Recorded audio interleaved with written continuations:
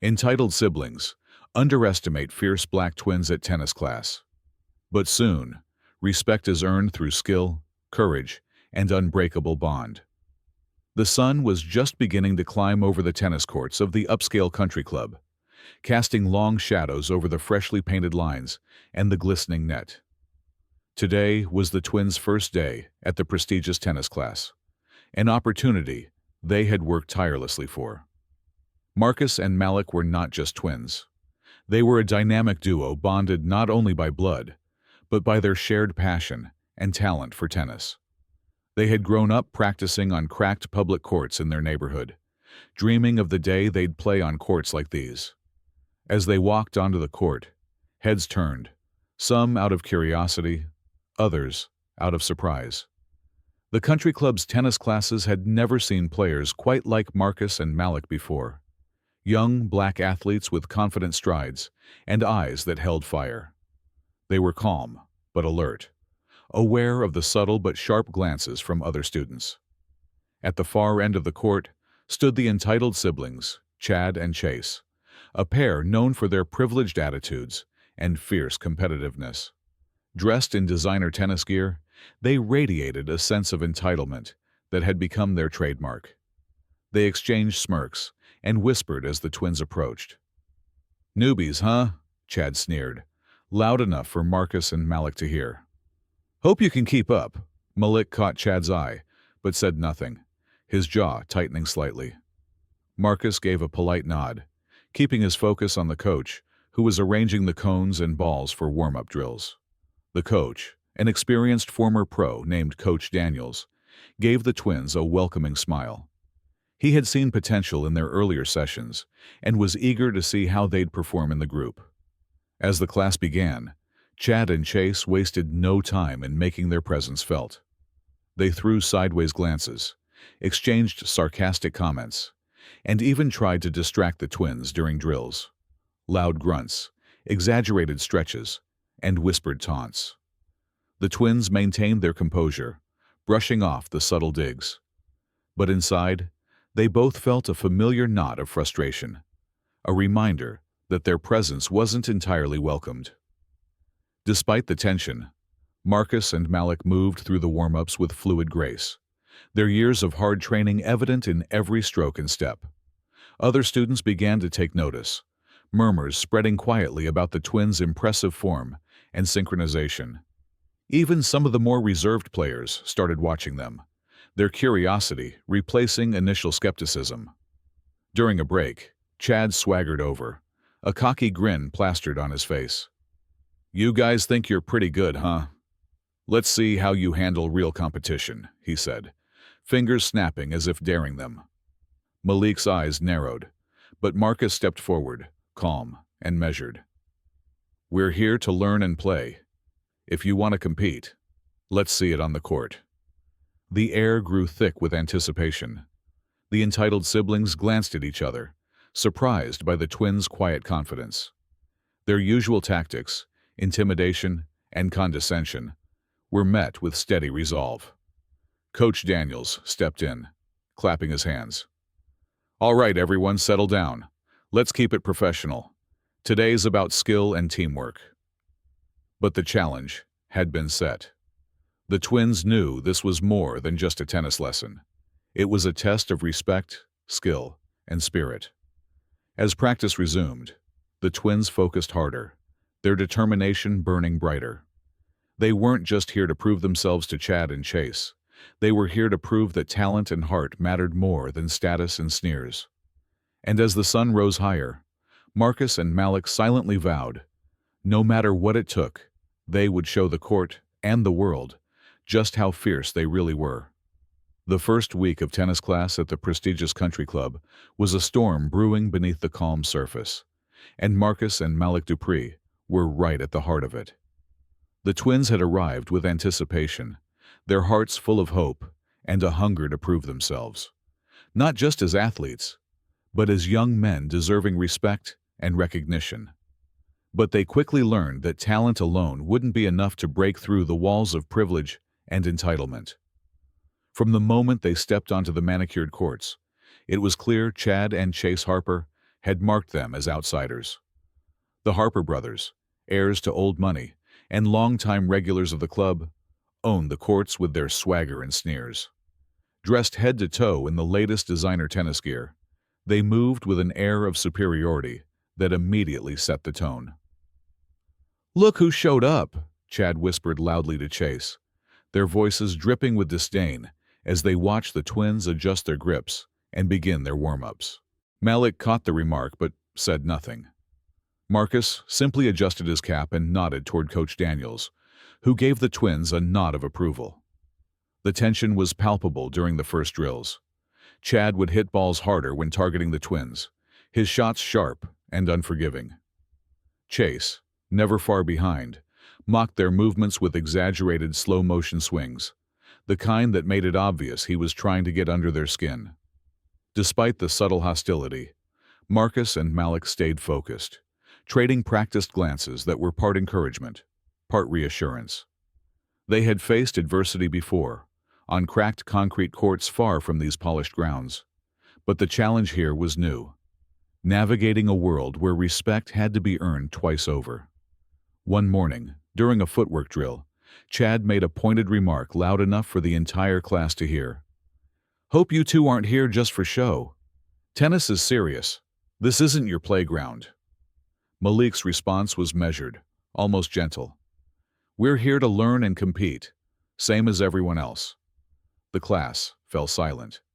Some students shifted uncomfortably in their seats, unsure whether to cheer or cringe. Coach Daniels quickly interjected, "Let's keep it professional, everyone.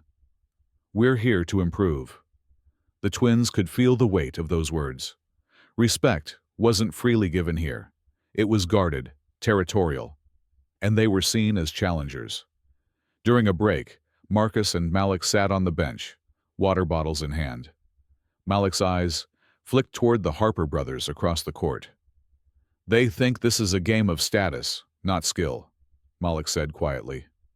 Marcus nodded, wiping sweat from his brow. "Let them think that. We'll show them it's about heart and hard work." Word of the twins' talent began to spread among the club members and other students. Their fluid strokes, quick reflexes, and seamless teamwork were impossible to ignore. Even some of the more reserved players began watching with newfound respect, whispering about their potential to shake things up. Chad and Chase didn't like it one bit.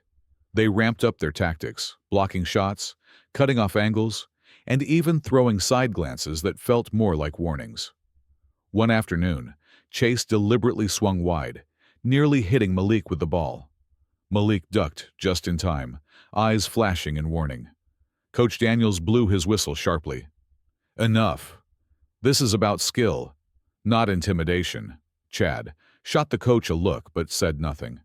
The warning had stung. The hostility didn't end on the court. At the clubhouse during breaks, the twins overheard whispers and saw the subtle exclusion from conversations. Invitations to social gatherings, casual and seemingly harmless, never arrived. But Marcus and Malik were determined. They doubled their efforts, arriving early and staying late to practice serves and volleys, perfecting their footwork, pushing each other harder than ever. Their bond as twins was a source of strength, a silent promise that whatever came, they had each other's backs. One evening, after practice, they sat on the bench, legs aching, but spirits unbroken. "Remember why we started," Marcus said, breaking the comfortable silence. "Not just to play tennis, but to show them who we are."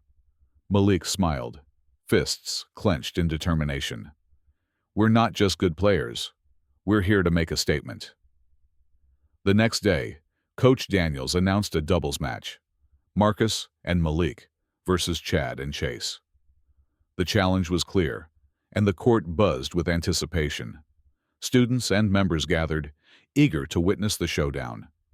As the game began, Chad and Chase played with their usual arrogance, loud grunts, showy shots, and trash talk designed to rattle the twins. But Marcus and Malik moved with precision and harmony, their years of practice evident in every swing and step. The match was intense, each point fought fiercely. The twins' teamwork shone as they anticipated each other's moves, covering the court with unspoken coordination. Chad and Chase's confidence began to crack as the twins seized control. Finally, with a perfectly executed volley, Malik sent the ball flying past Chase's reach, sealing the victory. A hush fell over the court, quickly replaced by scattered applause and nods of respect. Even some of the Harper siblings' usual supporters looked on in surprise. Chad's face twisted in disbelief, his usual smirk replaced by a grudging acknowledgement. Coach Daniels approached Marcus and Malik, pride shining in his eyes. "That was a masterclass. You earned your place here." The twins gathered their gear, their victory not just in the game, but in breaking through a barrier of prejudice and entitlement. As they left the court, Malik glanced back at Chad and Chase. The message was clear. Underestimating them had been the first mistake. The battle for respect was far from over, but Marcus and Malik had taken the first step, and it was one they intended to build on. The victory against Chad and Chase was more than just a win on the court. It was a turning point, but it didn't dissolve the tension overnight. The twins knew the entitled siblings weren't going to let this slide quietly. If anything, their defeat had only fueled Chad and Chase's desire to regain control of the court, and their pride. The days following the match were filled with a different kind of challenge. It was less about the game, and more about the subtle, unspoken battles off the court. Whispered conversations that stopped when the twins approached, sidelong glances filled with thinly veiled resentment, and invitations that never came. One afternoon, as Marcus and Malik practiced serves alone on the empty courts, a voice interrupted their rhythm. "Well, well, looks like the new boys think they own the place now," sneered Chad Harper, stepping onto the court with his usual smirk. Chase wasn't far behind, arms crossed, eyes narrowed. Marcus paused, ball in hand, and met Chad's gaze steadily. "We're here to play tennis, not play politics," Chad laughed, a harsh, dismissive sound. "Politics? No, this is about respect. Something you two don't understand yet." Malik set his racket down, stepping forward. "Respect is earned, Chad, not demanded." The tension between them was electric, the simmering rivalry now spilling into open confrontation. Coach Daniels, who had been nearby, stepped in quickly. "Enough," he said firmly. "This is a place to learn and grow, not to settle grudges." Chad and Chase exchanged a last glare before retreating, but the message was clear. The twins' presence was a threat, and the battle was far from over. The twins pushed through, determined not to be derailed. Their focus intensified, their training sessions growing longer and more intense. Every morning they met before class to practice serves and footwork, pushing each other to the limits of their endurance. Yet, the pressure was more than physical. It seeped into every interaction, every conversation. They found themselves constantly on guard, aware that every mistake might be seized upon by their rivals. During a group drill, a seemingly routine exercise turned into a test of their patience and grit. Chad and Chase deliberately excluded Marcus and Malik from key plays, communicating silently to shut them out. The twins caught on quickly, refusing to be sidelined. "Let's show them how it's done," Marcus whispered, eyes sharp. Their comeback was swift and precise. With seamless teamwork, they intercepted balls and executed flawless shots, breaking through the silent blockade with skill and determination. The other students watched in awe as the twins reclaimed their place in the drills. As the days passed, some classmates began to shift. A few who had once avoided the twins now sought to partner with them, intrigued by their talent and resilience. Whispered apologies and quiet compliments replaced earlier skepticism. But not everyone welcomed the change. Chad and Chase's tactics grew more aggressive, from subtle distractions to outright challenges. One day, after class, Malik found his tennis bag vandalized, strings cut, and gear scattered. The twins kept their heads high, choosing not to escalate publicly. Instead, they focused on their game and their goals. One evening, as they practiced under the fading sunlight, Marcus paused and looked at Malik.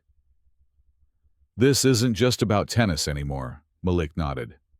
"It's about respect, about breaking the mold." Coach Daniels approached, carrying a folder. "I've been talking to some of the other coaches and players. Your skill and attitude are changing the dynamics here. I'm organizing a tournament next month. It's a chance for you to prove yourselves on a bigger stage." The twins exchanged a glance, excitement mingling with nerves. This was their opportunity to show not just Chad and Chase, but everyone, what they were truly capable of. In the following weeks, training intensified. The twins pushed themselves harder than ever, balancing schoolwork, family, and tennis. Their bond grew stronger, their trust deeper. They were more than players now. They were a team united by purpose and passion. Meanwhile, Chad and Chase plotted ways to maintain their dominance. Rumors swirled of whispered deals with influential members of the club, attempts to manipulate match schedules and judges. But the twins were undeterred. The day of the tournament arrived, the courts buzzing with energy and anticipation. Players and spectators gathered, the atmosphere electric. Marcus and Malik moved with quiet confidence, knowing that every match would test not just their skill, but their spirit. As the tournament progressed, the twins dazzled the crowd. Their precision, speed, and synchronicity left opponents struggling to keep pace. Match after match, they advanced, earning respect and admiration. But the biggest challenge awaited: a final showdown against none other than Chad and Chase Harper. The match was intense, a fierce battle of skill and willpower. The crowd watched breathless as the twins moved in perfect harmony, each shot a testament to their dedication. Chad and Chase fought back with everything they had, but the tide had turned. With a final, breathtaking rally, Marcus and Malik clinched victory. The court erupted in cheers. The twins had not only won the tournament, but had shattered the walls of entitlement and exclusion. As they lifted the trophy, Marcus whispered, "This is just the beginning." Malik smiled, eyes shining. "We've changed the game, on and off the court." The weeks after the tournament win brought a new kind of challenge for Marcus and Malik. The victory had cracked the surface of the club's old guard, but it hadn't shattered it completely. Chad and Chase Harper, bruised by their loss, had retreated momentarily. But their simmering resentment was far from gone. Behind closed doors, whispers of sabotage and dirty tactics began to circulate. At first, the twins tried to focus solely on their game and growth. They kept up rigorous training schedules, their days filled with practice, school, and family. But it became impossible to ignore the growing hostility that followed them wherever they went. Invitations to social events at the club dried up. Sponsors and potential allies hesitated, wary of aligning with the twins amid the brewing tensions. One afternoon, after a grueling practice session, Marcus and Malik sat on the benches near the courts, nursing sore muscles and drinking water. Malik looked toward the clubhouse, his jaw clenched. "They're trying to isolate us," he said quietly. "Keep us from gaining any real foothold." Marcus nodded, tired but determined. "We knew it wouldn't be easy, but we can't let them win by wearing us down." Their coach, Daniels, joined them with a clipboard in hand, his expression grave but supportive. "I've been talking to the club board," he said. "There are concerns about fairness, scheduling, even equipment access. Some members want to limit your playtime." Malik looked up, incredulous. "Is this how they're fighting back?" Daniel sighed. "Unfortunately, yes. But there are also members who support you, quietly. We need to stay strategic." The twins exchanged a look. It was clear their fight was no longer just about tennis. It was about breaking systemic barriers. That night, the twins met with their families, who reminded them of the legacy they carried, not just as athletes, but as role models and pioneers. "Remember who you are," Marcus's mother said softly. "Your talent, your heart, No one can take that from you. The next day, the twins returned to the courts with renewed focus. They worked on everything: serves, volleys, backhands, mental toughness. They knew their opponents would use every trick to shake their confidence. Then came the incidents. During a critical practice, Malik noticed his racket strings had been cut overnight. A teammate quietly warned that similar things had happened to other players who challenged the status quo. At another point, mysterious texts appeared on Marcus's phone, threatening messages meant to intimidate. But instead of fear, they sparked resolve. "We're not backing down," Marcus said, showing Malik the texts. "If anything, this makes me stronger." The twins began documenting every incident meticulously, compiling evidence with Coach Daniels and a trusted legal advisor. Their parents also got involved, attending meetings with club management and demanding accountability. Meanwhile, the community outside the club started noticing. Local sports programs invited the twins to speak about perseverance and overcoming adversity. Their story resonated beyond tennis. It became a symbol of resilience. One afternoon, the twins received an unexpected visit from the club president, Ms. Thompson, a woman known for her firm stance on equality and fairness. "I want to assure you," she said, looking the twins in the eyes, "that the club will address these issues. No player should feel threatened or marginalized here." Her words were encouraging, but the twins knew actions mattered more than promises. As the next big tournament approached, the pressure mounted. The twins prepared for fierce competition, aware that Chad and Chase Harper would be waiting, ready for a rematch and eager for revenge. The day before the tournament, Marcus and Malik sat quietly in the locker room. Malik broke the silence. "This isn't just a game anymore," he said. "It's a test of everything we believe in." Marcus nodded. "We've already won in ways that matter. Now, we finish what we started." The tournament itself was grueling. The twins faced skilled opponents, some friendly, others aggressive. Each match tested their endurance, skill, and nerves. But Marcus and Malik stayed focused, their synergy on the court drawing admiration. When the semifinals arrived, the twins faced unexpected resistance, not just from opponents, but from the environment. Scheduling changes, delays, and biased calls began to surface, all favoring other players. Coach Daniels protested quietly, but firmly. The twins maintained their composure, refusing to let external factors distract them. Finally, the semifinals victory set the stage for the inevitable final match: Marcus and Malik versus Chad and Chase Harper. The crowd buzzed with anticipation, the tension between the two pairs palpable. It wasn't just a game anymore.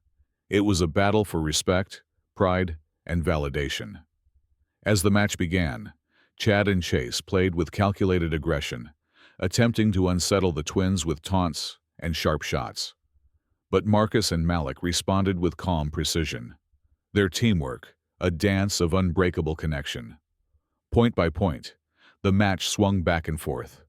The twins pushed harder, their strokes stronger, their resolve unyielding.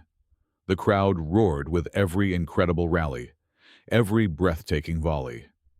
When Marcus delivered the final serve, sealing their victory, the crowd erupted in cheers and applause. It was more than a win. It was a statement. As they lifted the trophy together, Marcus whispered, "We did it. For us. For everyone who's ever been doubted." Malik smiled, eyes shining. "This is just the beginning." The entitled siblings, once so sure of their place, watched from the sidelines, defeated, but perhaps finally learning that respect must be earned, never assumed.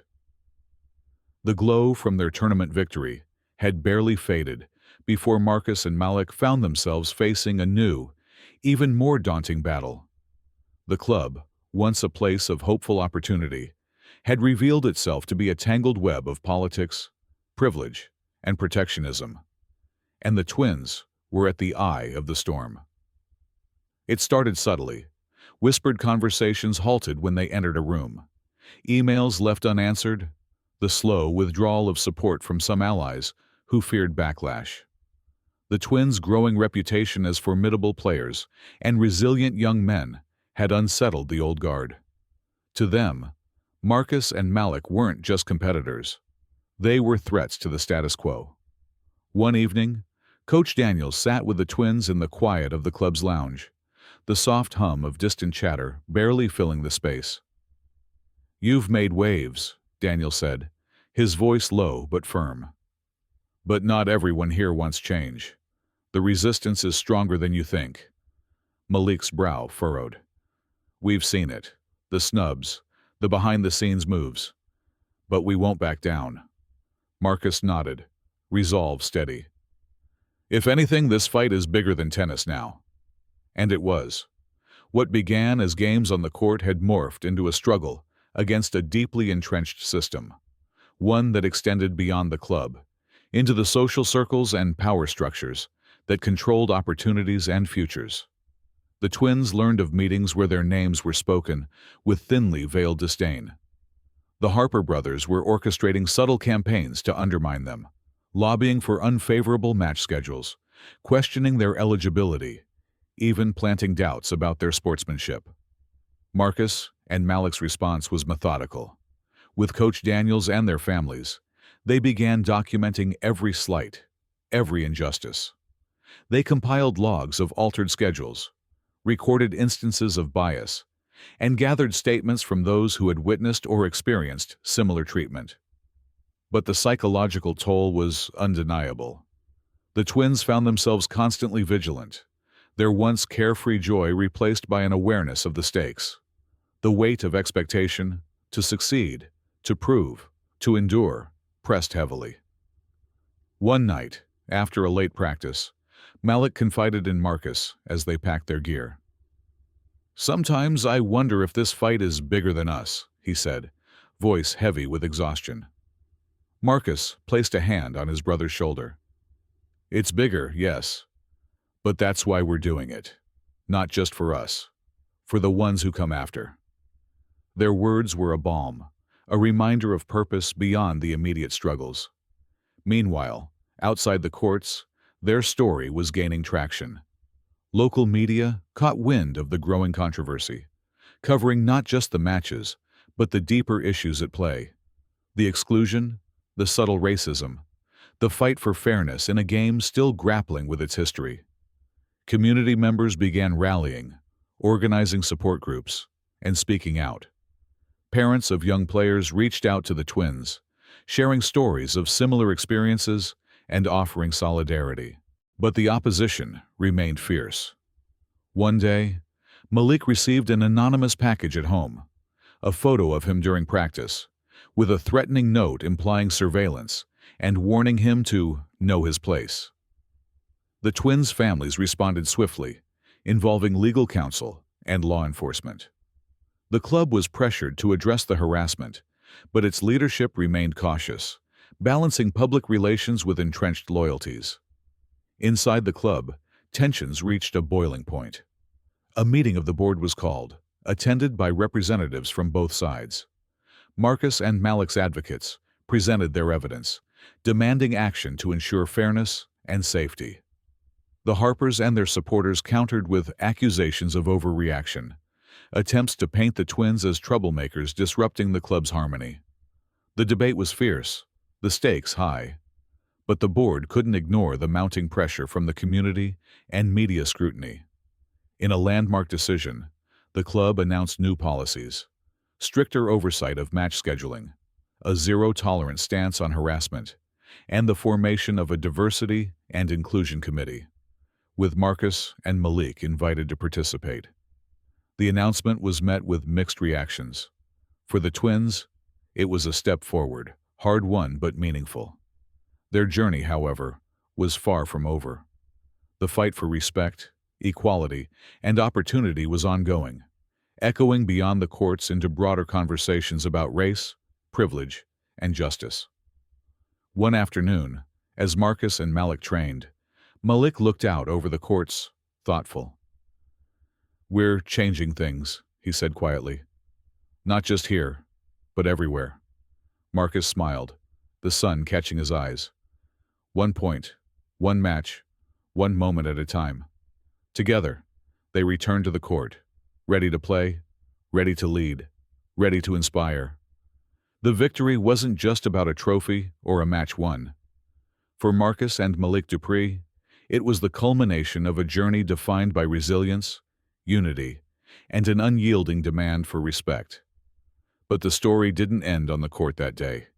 It was just the beginning of a larger movement that rippled through the tennis community and beyond.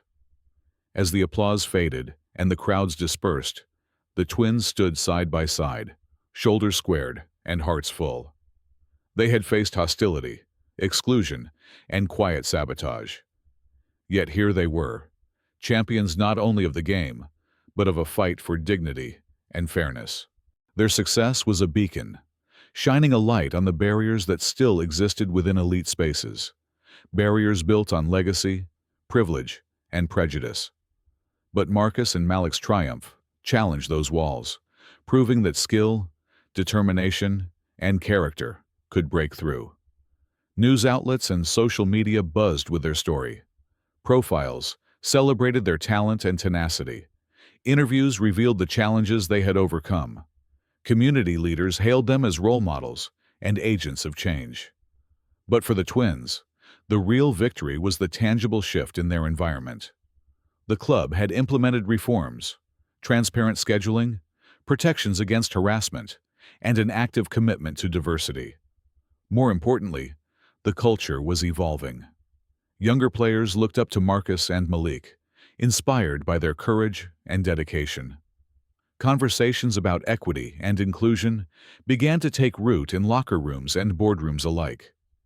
The twins had sparked a dialogue that extended beyond sport, a conversation about identity, opportunity, and justice. Back home, the twins reflected on their journey. It had been marked by moments of doubt and frustration, but also by unwavering support from family, coaches, friends, and the community. Their bond as brothers had been their anchor through every storm. Marcus spoke softly one evening as they reviewed footage from their matches. "We came here to play tennis, but what we ended up doing was much bigger." Malik nodded. "And it's not over. There's still work to do, on the court, in our communities, everywhere." Their story became a testament to the power of perseverance and the importance of standing up against injustice, even when the odds seemed insurmountable. The tennis courts, where they once faced sneers and exclusion, had become a stage for triumph and transformation. Their names would be remembered not just for the points they scored, but for the barriers they broke and the hearts they inspired. As they prepared for the next season, Marcus and Malik did so with renewed purpose. They weren't just athletes anymore. They were trailblazers, ambassadors for change and symbols of hope.